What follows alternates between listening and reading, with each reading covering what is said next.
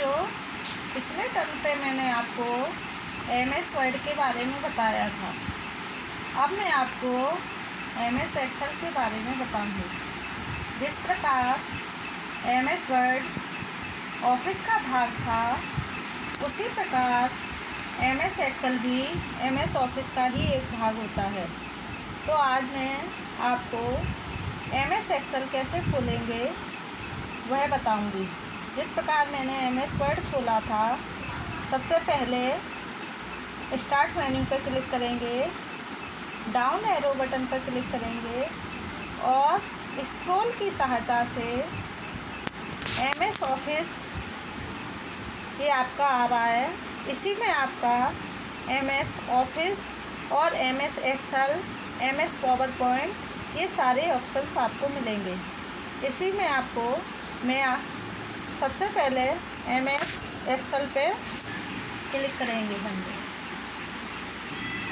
तो ये हमारा जैसे ही हम MS एक्सेल पर क्लिक करेंगे, हमारे सामने ये MS एक्सेल की सीट खुल जाएगी। MS एक्सेल की सीट एक गणित की कॉपी के समान होती है।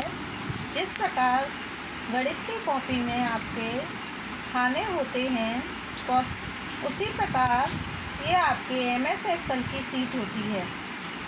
तो इसमें ये खाने क्या होते हैं? ये बच्चों दो चीज़ों से बनते हैं। ये आपको A, B, C, D ये आपको दिखाई दे रहा है, इनको हम रो कहते हैं। इसी प्रकार आपको ये 1, 2, 3, 4 इस प्रकार ये सारी टेबल दिखाई दे रही हैं।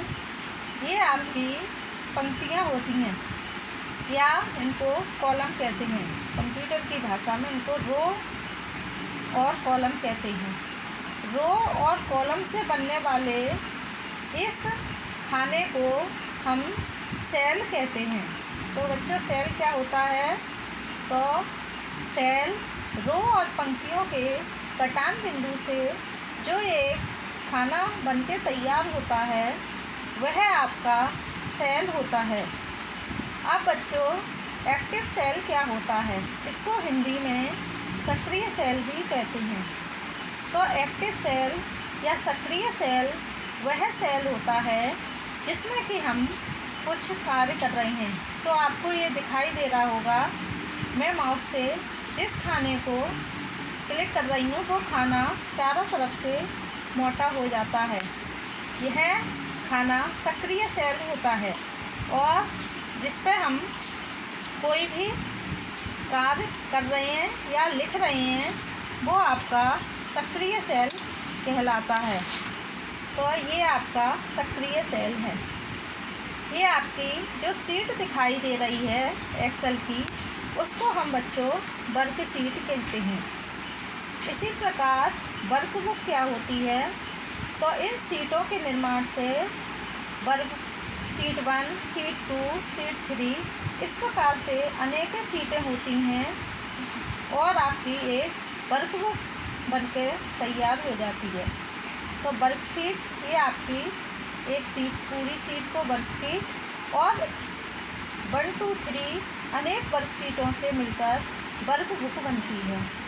तो इस जो मैंने आज एक्सेल के बारे में आपको बताया है, इसको आप प्रैक्टिकल करेंगे और जो चीज़ आपको समझ में नहीं आए वो आप मुझसे पूछेंगे।